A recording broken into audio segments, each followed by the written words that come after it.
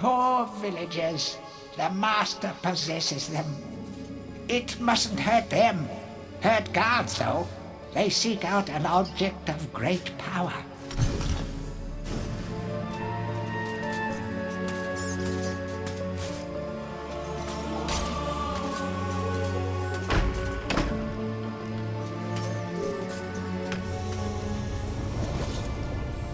Blacksmith's Monthly.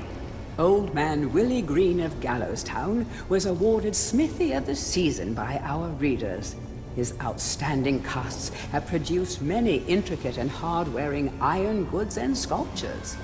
Willie only uses the finest of metals in his work, and is particularly noted for his magnificent busts. Old man Willie was quoted as saying, Aye, when I get pumping on me bellows, there's no stopping me. It's all in the rhythm, up and down, up and down. I've always been inspired by the stories of Stanya Ironhewer, the greatest smithy there ever was.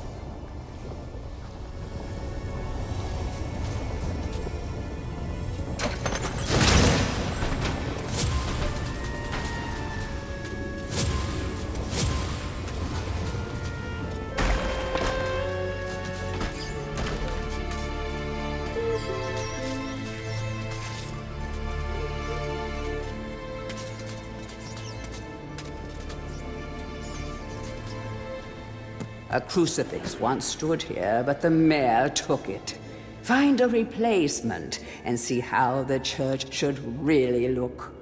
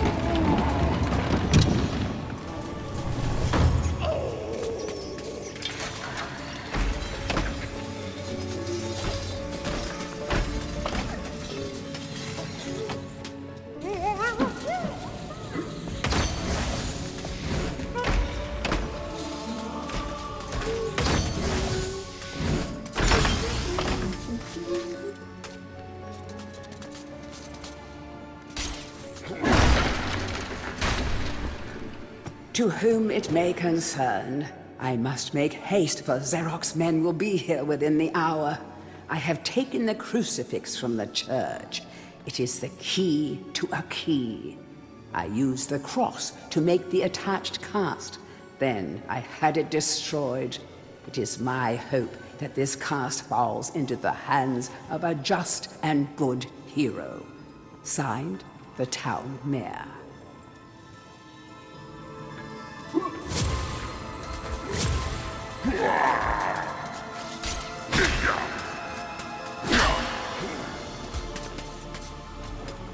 History of Gallowmere, Volume 1.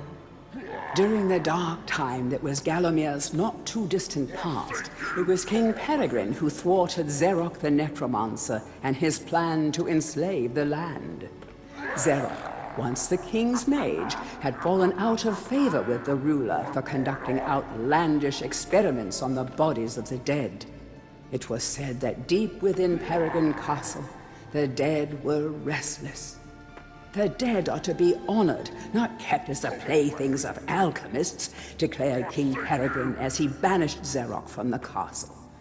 All of Xeroc's living dead were routed out and destroyed. Xeroc, being an unforgiving soul, went into hiding and vowed to wreak his revenge on the king.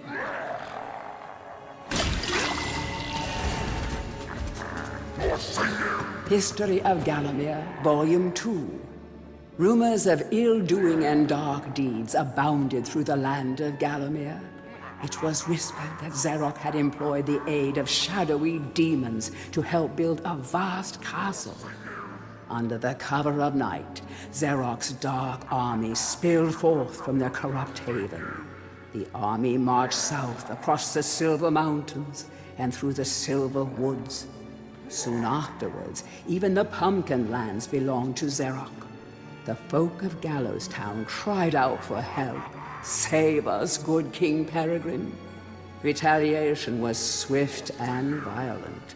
King Peregrine's forces, led by the brave Sir Fortescue, drove Zarok's army back from Gallowstown. Oh, there was much rejoicing, but the war was not yet over. History of Gallowmere, Volume 3.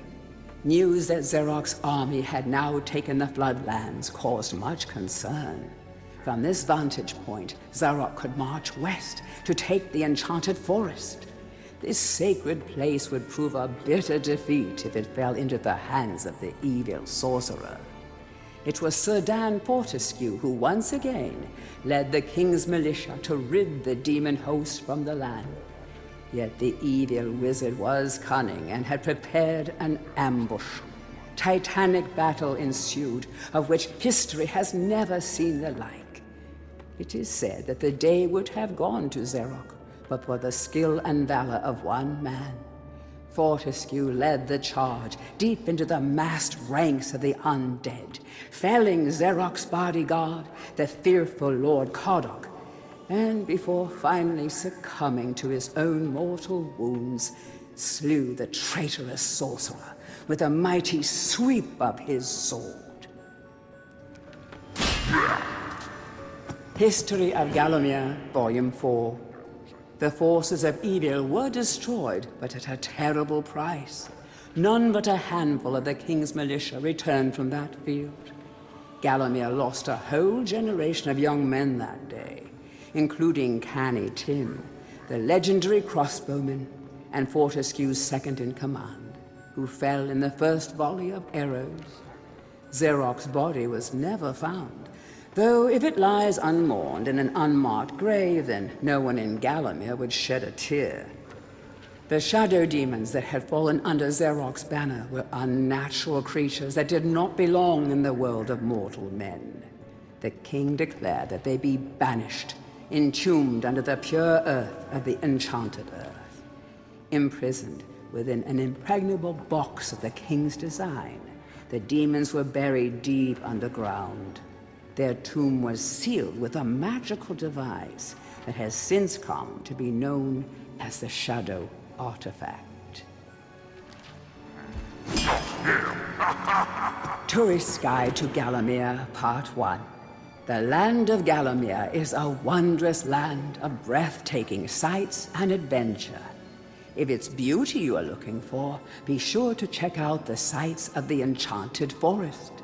Scale the heights and see the nests of giant dragon birds. Seek out weird and wonderful plant life. Go ooh and ah at the sight of baby dragon toads splashing about in the crystal clear ponds. Why not take a walk through the Pumpkin Valley? Pumpkin is Gallowmere's favorite dish, and about now the valley is just bulging under the weight of young podlings awaiting harvest. Tourist Guide to Gallowmere, Part 2. If it's mystery you're looking for, then the seasoned adventurer should travel to the ruins of King Peregrine's castle.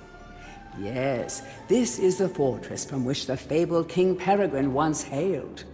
It is said that the king's crown was lost in the dungeons below the castle, and that the ghost of the regent himself now haunts these cold stone passageways.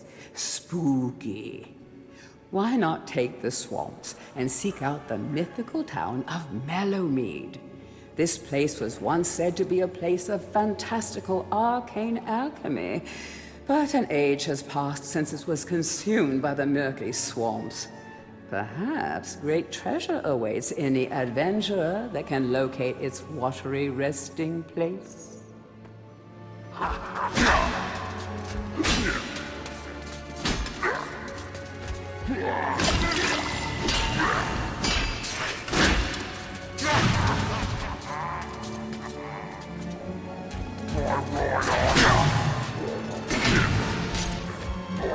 Heroes from History, a retrospective.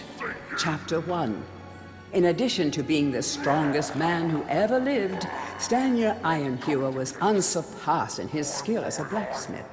He was equally happy pounding on his anvil at home as he was pounding on someone's head in battle.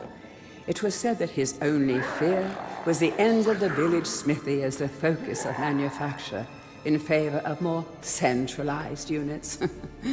As if.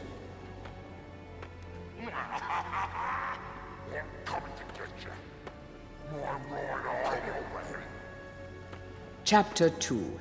Born a humble peasant to one of the nomadic tribes from the Eastlands, Bloodmanoth Skullcleaver gathered an army of horsemen and swept over half the civilized world. When he finally died, attempting a single-handed attack on a garrison in the north while armed only with a spike on his helmet, he was the richest and most powerful peasant of his day.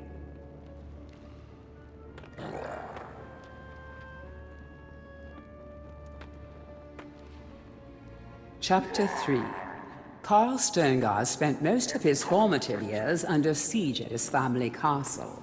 With his impregnable magic shield, Sterngard's motto was, "The best form of attack is defense." Sadly, his shield couldn't protect him against poor eating habits, and he died during a post-battle feast, while swallowing a large sausage he had failed to chew.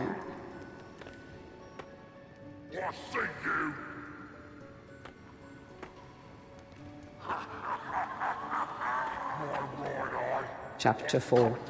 Truly the hero's hero. Woden the Mighty was fearless, single-minded, and uncompromising. Unbeaten in combat, he inspired raw fear in friends and enemies alike, not to mention in close family members and pets. Chapter 5. Trained from birth in all forms of combat, Imanzi Shongama was the warrior queen of a tribe of Amazons. The bold and the beautiful Shongama banished all males from her territory, except the handful she kept on to mow the lawns of her people. Chapter 6. A full-time mother and homemaker, Megwin Stormbinder had to defend her settlement from barbarian raiders while the menfolk were away on a hunting trip. She fought off repeated attacks, armed only with a pitchfork and a rolling pin, and with one arm holding her baby. Legend has it that the gods, impressed by her indomitable courage, intervened and added thunderbolts to her arsenal. She won the battle with a couple of bolts to spare on her husband when he finally returned.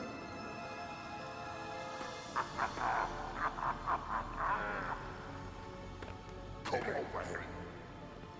I'm coming to get you. Chapter 7. Dirk Steadfast was a fearsome opponent thanks to his magic sword and a firmly held belief that only women defend themselves. Real men are always on the attack. He was a friend and contemporary of Carl Sterngard and was with him even to the end. It was whilst Steadfast was explaining his views on Sterngard's shield during a feast that the latter had his tragic and inexplicable accident.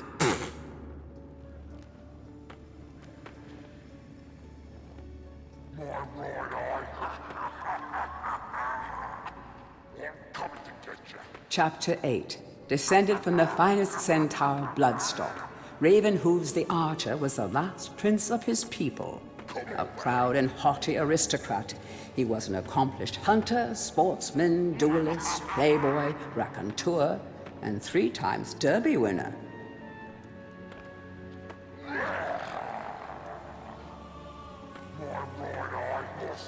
Chapter 9.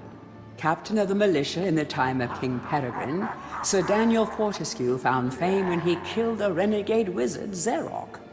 A career soldier raised in the royal household, he was adored by the men under his command and renowned for his loyalty to Gallowmere.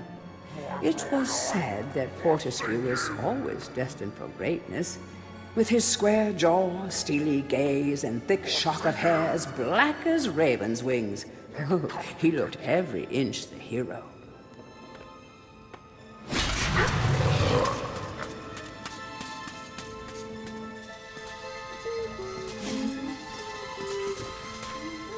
The rune key is held aloft by the flow of water from the fountain. You may have to wait for the next drought.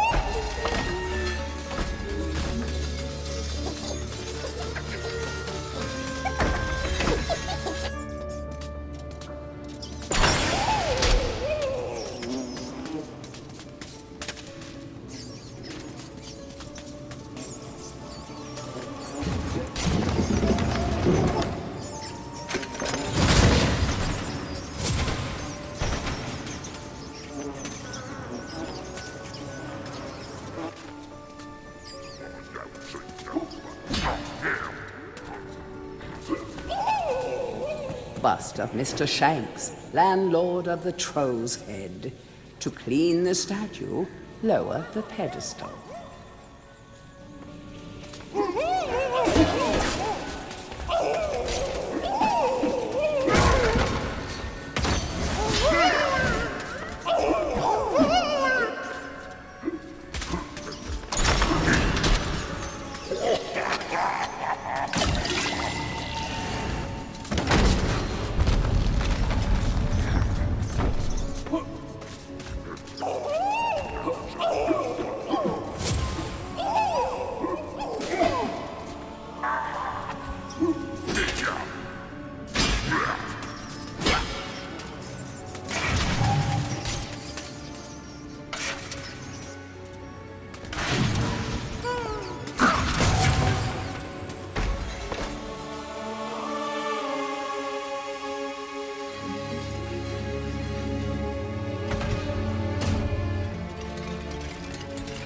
Hurry, comrades, tear this place apart.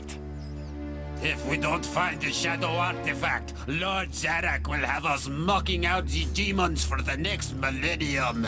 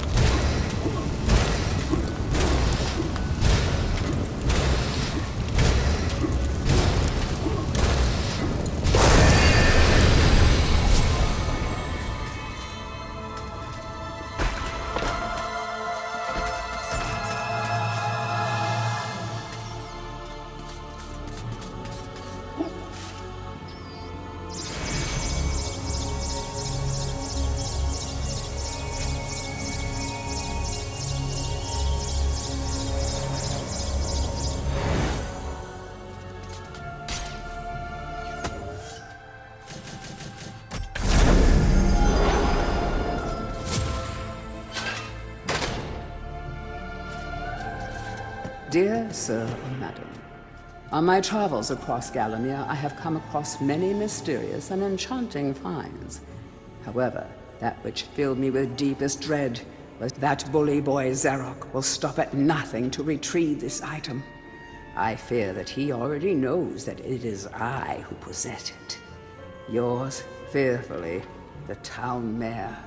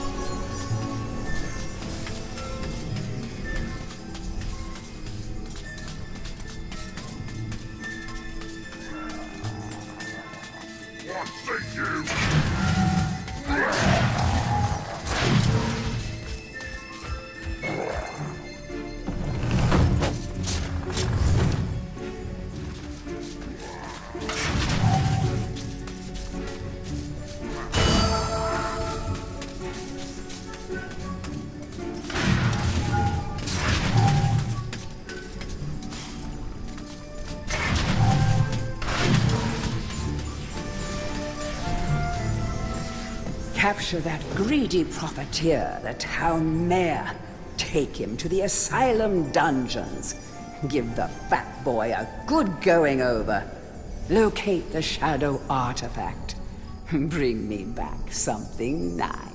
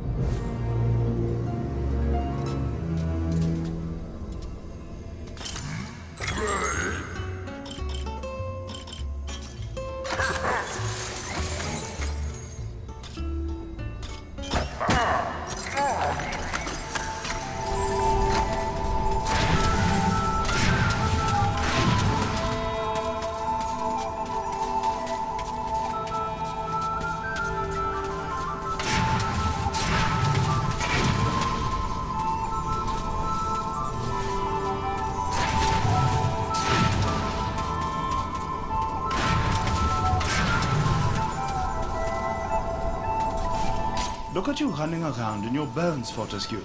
You're so nouveau dead.